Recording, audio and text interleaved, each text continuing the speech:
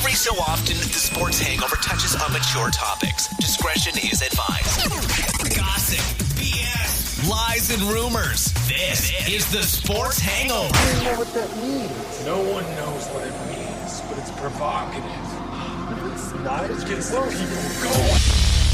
Welcome to the Sports Hangover. I'm Michael Benatar, joined alongside Thomas Schultz from the Hollywod Speakeasy. You can find him on the Hangover.network online, blogging all the time, and also on here. How you doing? I'm doing good. Just recovering from the Emmys and a bunch of other stuff. Yeah, so we're going to talk a little Emmys today. I was switching back and forth between the two. Wasn't very excited about the Emmys. I guess in a way I didn't care that much because it was really weird. There was no host, and they're like doing some weird and now like showing it like there's some, what was that voiceover when they're walking up the stage? It was weird. I mean, this was definitely a different Emmys. Yeah, no host. They were trying to do what the Oscars did so well, and it didn't work. Well. Yeah, it didn't work at all. So what are your kind of takeaways from the whole show? Winners, losers, snubs, stuff like that. So I think one thing we could really get from this year's Emmys is the dominance of traditional television, NBC, CBS, ABC, even FX, comics, that's all done. If you really look at it, Amazon, HBO, and Netflix were the big winners, especially Amazon, while HBO had the most wins this year. And I consider HBO and those channels streamers now because that's where everyone is watching. They're not going to cable boxes.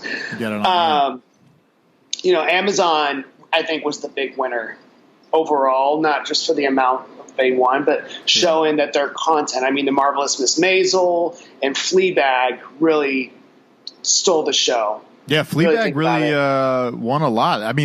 That show was great. I binge watched it in a whole weekend. It was it's really good. In fact, I thought The Marvelous Miss Maisel was going to win almost everything, and their actors won. Tony Shalhoub won for Best Supporting Actor, and then Alex Bornstein won for Actress. So the actors were getting it for the overall content. Oh, question. Fleabag. Alex Bornstein married to what's his name? Because I saw them kiss. I was like, wait, are they married? Alex Bornstein married to well, she's not really married right now. She was married to Jackson Douglas. I think she's seeing someone though. Seth MacFarlane. Seth MacFarlane. Well, yeah, I think they're on and off right now recently, but Seth MacFarlane, they're really good friends because she's from Family Guy. Okay, I thought they just I saw them kiss, and I just didn't know. I was like, wow, what a couple. I was like, that's pretty good, right? She's in this hit show, he's that. I was like, good job. Well, she plays Lois Griffin, so okay. They've been friends for years. Okay, so were there any snubs in the whole Emmy? Because it felt weird, almost like the Emmys were trying to become more prestigious in a way because this is now where all the actors are. A lot of movie stars are in film, are in TV shows now. It just didn't seem like the respect was not the respect. It was a weird. I guess it's like, okay, Fleabag's over. We're gonna give you an award, but for the first season of it because we couldn't give it to you last year because this show was out. And it's like Ozark won. Should Game of Thrones have won, or is it just we kind of like you? What's the voting situation? Who does this? It's just like with the Academy Awards and the Hollywood Foreign Press, there's an Academy of Television Arts that does the Emmys. Snub-wise, Julia Louis-Dreyfus and Veep didn't win a thing. But hasn't she won 8 of them already? Yeah, and that's the thing is that show dominated for years, and everyone was shocked because this was the final season. And usually shows of that prestige and that dominance go on to win everything in their final year. We saw Game of Thrones win Best Drama, Peter Dinklage winning Best Supporting Actor, and a couple other big awards for Game of Thrones. But the fact that Veep didn't win just shows you that while this past season was a really good season, a good end to the show, there was a lot better in terms of comedy, especially female comedy, with Fleabag and Marvelous Miss Maisel and Russian Doll and Schitt's Creek, to where Veep wasn't even considered. Another big snub, one of your favorite shows from last year, Killing Eve. Great show. Sandra Oh didn't win, but her co-star won. Jodie Comer. Yeah, she's great in the show. I do think the first season's a lot better than the second season, so it kind of falls off a little in the second season. But but that show in general, I think, is going to be on for a few more years, to where that's going to be another show that you'll probably hear a lot about when Emmys and Golden Globes are going on, and that they'll win everything. Same with Barry. I think Barry's going to have a couple more years, and Bill Hader took another lead actor in a comedy series. HBO really knows what it's doing right now. Well, what scares me about HBO is they're doing the HBO Max thing with, like, didn't AT&T buy some of the, or what's happening? AT&T owns HBO and Warner Media. So AT&T owns Warner Brothers, HBO, TNT, TBS, Adult Swim, CNN, all of those Turner networks. So my fear is that they diluted a little bit, and I get it, like, you know, Netflix and Hulu and all this stuff, like, there's tons and tons of content there. But I guess when you watch an HBO show, I would say 90% of the time you turn it on, you're like, oh, this is a good show. Now, there's not content spewing out every day. It's like a Sunday, maybe a Saturday thing with Bill Maher, but there's nothing really else like that right now. So I worry it dilutes it a little bit. And also, we're getting diluted with all these streaming networks, because I know Disney just like did out their isn't there like pre-order? I saw these like pre-orders going through where people are now able. You can pre-order Disney Plus, which launches November 12th. But you're able to sign up either for the monthly $6.99 a month or an annual plan, $69.99 a year. I'm waiting to launch it because there's going to be a bundle for Hulu, ESPN Plus, and Disney Plus for $12.99. But you're right.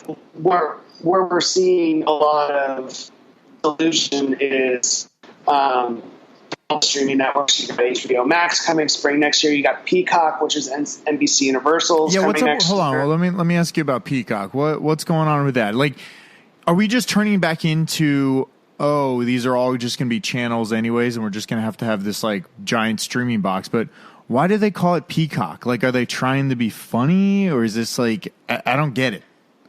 It's called Peacock because the logo for NBC is. Yeah, I know. I get that part, Thomas. I'm not that dumb. I'm just getting like. There are people who don't know that. Well, why is it called Peacock though? It doesn't make sense. Like, I could see NBC streaming or NBC whatever, but don't they all have a piece in Hulu? Why don't they just go hard on Hulu and just like? No, not anymore. Why not? Disney bought out NBC's stake in Hulu. So now, right with the Fox acquisition by Disney, Disney owns 60% of Hulu. And then on top of that, Hulu bought back the 10% that AT&T owned when they bought Time Warner. And then Disney is buying out Comcast's stake. But they legally can't take that until 2022, I believe.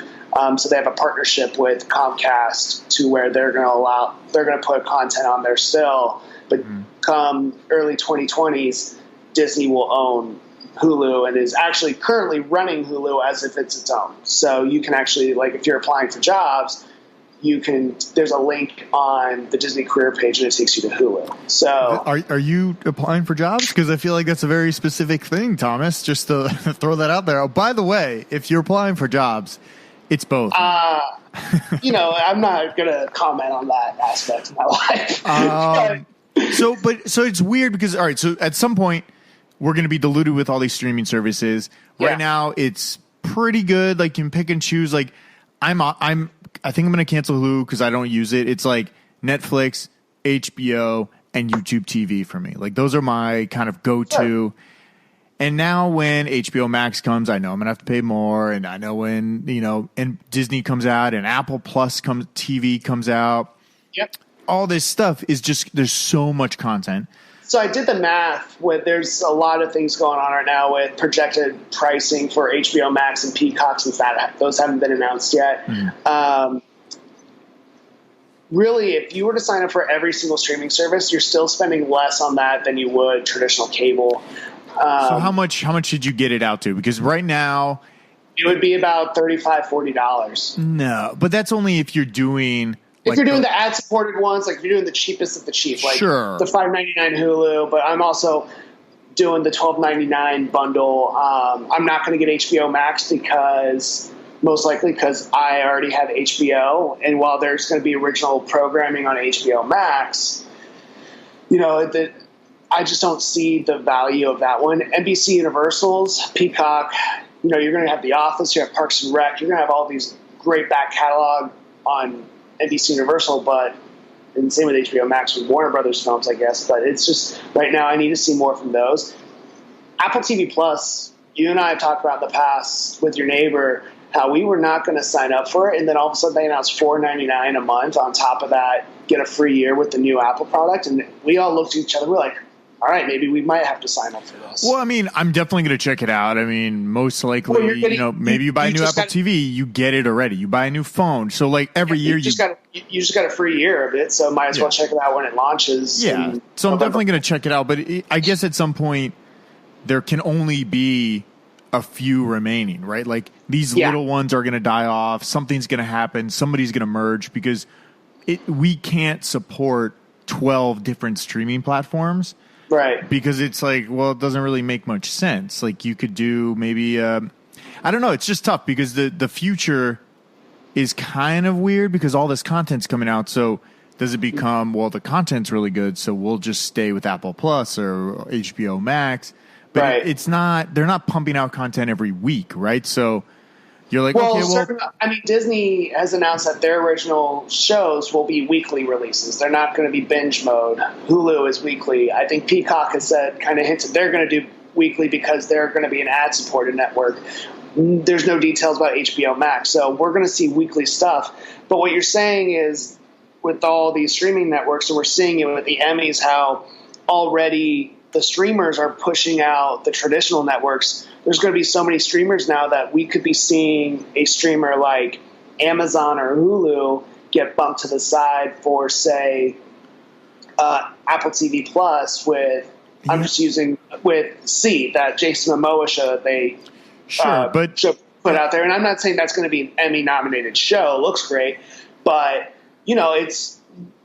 we're coming to the point now where these streamers are going to be taking over Emmys and Golden Globes and our wallets. And I think where it comes down to is how are they going to protect everyone from sharing passwords and whatnot, to where, like, if our group had a pact, like, I'm going to sign up for Disney Plus, y'all already know that. Andrew, your neighbor, signs up for Peacock and you sign up for HBO Max. How are they going to protect all those passwords to where we save money and consume all that media?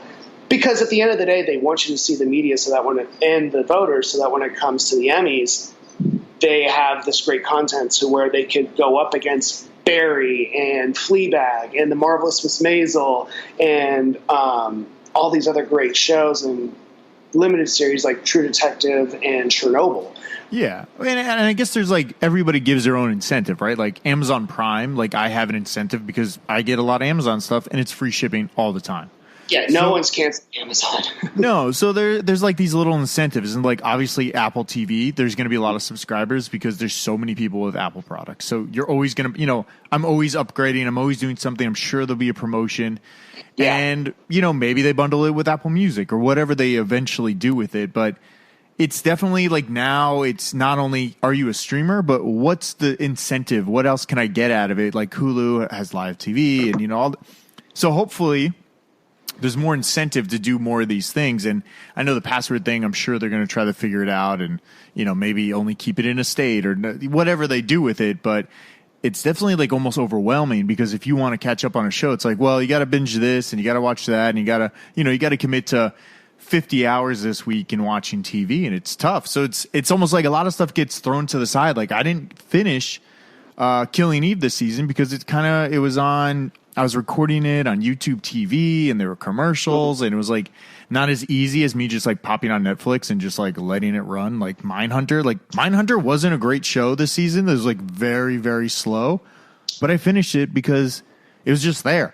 There were no commercials. I could pop it on, pop in and out whenever I wanted. And I think down the road, maybe there'll be more free versions where there is more ad-supported stuff. And I don't think Netflix is going to go that way or Amazon, but who knows? Maybe Apple, like, hey, watch this or do this. Or it's just, there's so much content now, so it's really, really tough. It's like seeing all the movies. Like if you were dedicated and wanted to watch movies every single week, I mean, maybe you could, but it's like a full-time job just like keeping up with every single content. Because every week we're always like, oh, have you seen this show? Have you done that? Have you done that? And like, you still haven't seen Battlestar Galactica from 2004. So get with it. Which NBC announced they're rebooting for Peacock. So yeah, but it's not. Is it not like a full reboot though? It's like it's like a continuation reboot kind of thing. That's the trend in Hollywood. They're not going to like so 1.1, and they're going to continue the story. You're kind of breaking up a little bit, but there is going to be the Battlestar Galactica. It's not going to be a reboot, but it is the guy who made Mr. Robot. So I am excited about it. It should be hopefully really good, and this is definitely going to get people to watch. Like, I guess I have to get Peacock now, so I can watch the BSG reboot and see what happens. You love BSG. Oh my god! It honestly one of the greatest TV shows ever made. So please, I agree. But I agree. I get what you're saying. That's why I love the Apple TV app that's on all their products: the TV, the phone, the iPad, because it brings everything that you're watching into one app, except for Netflix. For some, Netflix just doesn't want to link with that. So that's why Netflix is releasing more of their viewership data to like prove people are watching, but then other companies are saying, no, more and more people are not watching Netflix. And that's because a lot of people have the Apple products you're saying, and they're using this Apple TV app, and they're searching for the shows, but they're not popping up. So, and there's kind of, if you have a Roku, there's like free movies on Vudu. The Roku gives you free movies, like a little ad supported. So it's a weird world right now because everybody wants to be in everybody's face. So what are the incentives to do it? And just like the Emmys last night, like, I don't know if people really watched it. There was a bad football game on that you could have watched.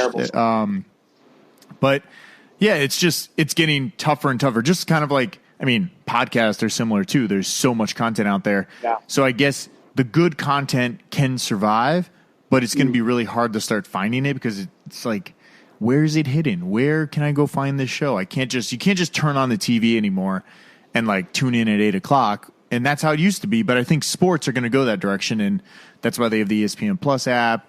Yep. And a lot of these other companies are hopefully, going to make like the Zone and stuff. Everybody's trying to get any live sporting right and get the rights to it so they can make money from it, because that's all that we tune in for. Like, we know Thursday night, there's a Thursday night game. You can go watch it.